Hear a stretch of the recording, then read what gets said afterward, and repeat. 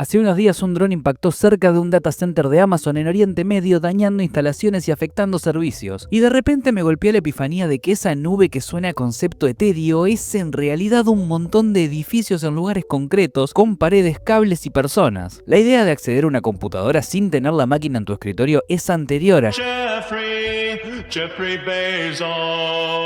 En los años 60, John McCarthy ya tiraba una idea que hoy suena obvia, que la informática pudiese funcionar como un servicio, tipo la electricidad, donde vos consumís y listo. En esa misma época, IBM y otras compañías empujaron el tiempo compartido, que era básicamente una computadora central enorme que atendía a varias personas a la vez, cada uno con su turno, como si la máquina se dividiese en pedacitos. No era un alquiler tal y como lo pensamos hoy, pero en sí era el mismo concepto base. No necesitas poseer potencia para poder usarla. En los 80 aparecieron servicios en línea como Prodigy que te dejaban hacer trámites, compras o leer noticias desde una red centralizada, y aún así, durante muchos años, en empresas y universidades seguía mandando la cultura de tener tus propios fierros, por orgullo y por necesidad. La conexión no daba, operar infraestructura profesional salía carísimo y la gente de sistemas pasaba toda la vida pagando fuegos ajenos, discos que se llenaban, copias de seguridad, servidores caídos y ese tipo de cosas. Y la vuelta de tuerca surge de un minorista de libros que hoy es uno de los dueños del mundo. En la década del 2000, los ingenieros de Amazon llevaban años peleando contra los picos de demanda en las navidades. Hacían tanta plata que podían permitirse el lujo o la tortura de comprar el hardware suficiente solo para poder soportar esas semanas de ventas desquiciadas y luego tenerlo al pedo el resto del año. Werner Vogels, Andy Jassy y Jeffrey Bezos la revieron. Se preguntaron qué pasaría si reciclaban esa capacidad en un servicio para terceros, es decir, monetizar su problema y de paso abrir un nuevo mercado. Y así fue como nació Amazon Web Services. Hace 20 años, concretamente el 14 de marzo de 2006, estrenaron Amazon S3. S3 es facilito de entender. Guarda archivos en internet y te cobra por lo que usás. Hoy es algo de todos los días, pero antes, para alojar fotos o videos, había que comprar discos, montar cabinas, configurarlas y rezar para que nada de eso se rompa. Con S3 creabas un bucket, subías tus datos y la plataforma se encargaba de replicarlos en múltiples dispositivos. También reparaba automáticamente los fallos y proporcionaba accesos masivos. Amazon prometía 11/9 de durabilidad. Traducido, si guardás un archivo ahí, la posibilidad de perderlo era casi nula. Esa garantía, sumada a una API increíblemente sencilla, permitió que una startup con una tarjeta de crédito accediera a la misma infraestructura que una corporación global. También introdujo el modelo de cobro por uso real, es decir, pagabas por cada gigabyte almacenado y por cada pedido de lectura o escritura sin mínimos. La barrera de entrada había bajado tanto que cualquiera podía permitirse experimentar a escala. 5 meses después presentaron S2 o EC2, como le quieras decir, que aplicaba el mismo concepto al cómputo: virtualizar servidores para alquilarlos por hora. Un desarrollador podía prender una computadora, instalar lo que necesitase y apagarla cuando terminara. La tecnología de la virtualización existía desde los años 70, pero EC2 la volvió baratísima. Eran máquinas que vivían en un datacenter de verdad, pero que se manejaban como si fueran simplemente un archivito de configuración. Se podían clonar, destruir o escalar con un simple script, y eso dio lugar al auge de los DevOps y la infraestructura de código. Los desarrolladores dejaron de arrojar sus aplicaciones por encima de una pared imaginaria y se involucraron en la provisión y la operación. Las áreas de sistema tuvieron que adaptarse a gestionar recursos de terceros y a poder automatizar tareas que antes se hacían a mano. Aunque suene paradójico, la nube obligó a los humanos a profesionalizarse para no quedar obsoletos frente a sus propias herramientas. Pero volvamos a la cuestión.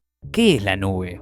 Técnicamente, el NIST la define como un modelo de acceso bajo demanda a un conjunto compartido de recursos configurables, aprovisionados y liberados con mínima interacción. Dicho con menos humo, pedís lo que necesitas y te llega al toque. Pagás por lo que usás y nadie tiene que traerte físicamente nada. Ese modelo funcionaba porque detrás había data centers gigantes conectados con cables submarinos, fuentes de energía y agua para refrigerarse constantemente. La elección de dónde poner un data center no es una gilada. Se tiene que buscar un clima frío, un país con energía barata, estar cercano a sus mercados operativos y, lo más difícil de todo, estabilidad política. Todo eso convierte a la nube en un negocio inmobiliario y logístico más que una fantasía tecnológica. Y a medida que S3 y EC2 se volvieron populares, Amazon fue sumando capas para que la gente no tuviera que armar todo a mano. Bases de datos ya administradas, sistemas para pasar mensajes entre partes de una aplicación, avisos automáticos, herramientas para repartir el tráfico y redes para entregar el contenido más rápido. Todo se dio muy orgánico. Cada servicio nuevo nació porque a alguien se le estaba haciendo insoportable mantener lo mismo de siempre. Si vivías parcheando una base de datos, te vendían una que se actualizaba sola. Si empezabas a juntar montañas de data para analizarla, te daban un lugar barato y resistente para guardarla y herramientas para poder procesarla. Y cuando empezó a crecer fuerte la inteligencia artificial, aparecieron opciones para alquilar potencia de cálculo especializada sin tener que comprar equipos carísimos. En paralelo, otras empresas grandes lanzaron sus propias nubes y con el tiempo el mercado quedó dominado por muy poquitos jugadores porque esto requiere inversiones gigantescas en edificios, energía, red y personal, y para muchos eso trae estabilidad y buenos precios, pero también la dinámica es un poco falopa porque eso trae el problema actual. Si tu sistema usa cosas muy específicas de un proveedor, mudarte a otro puede que se sienta como mudarte a otro país caminando con todos los muebles arriba y el perro a upa.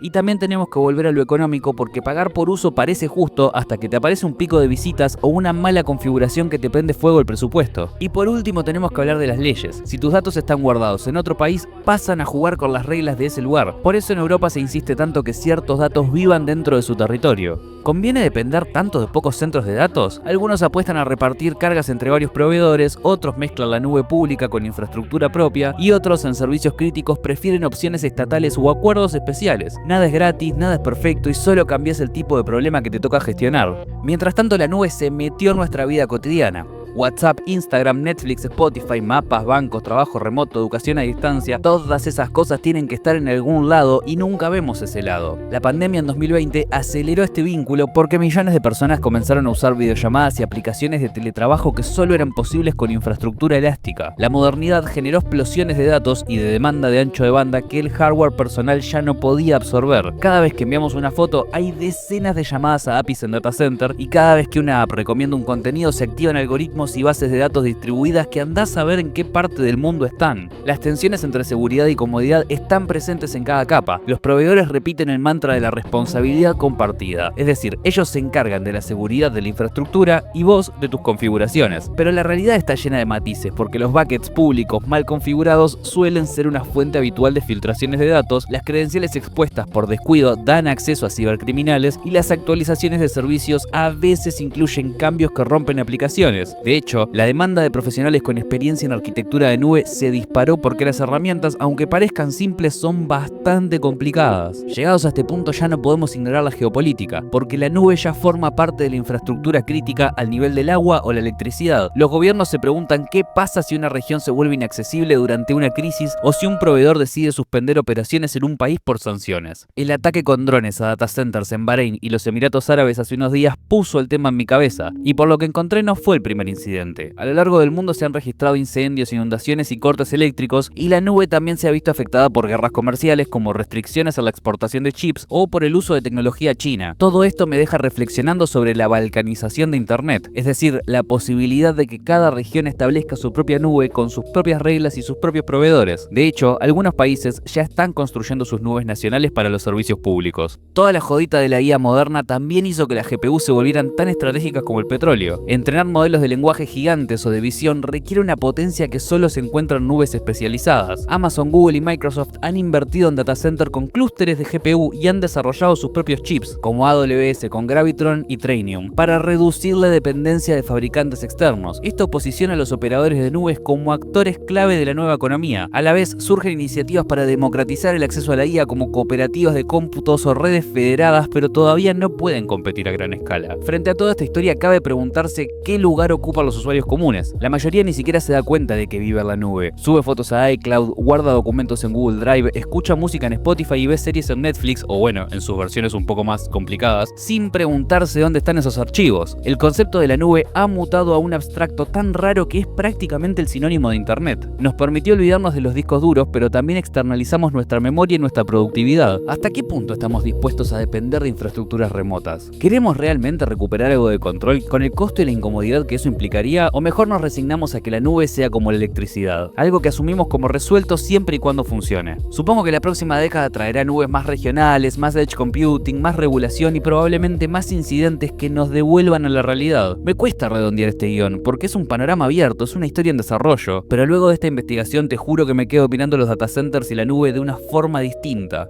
Ni mejor ni peor, solamente distinta.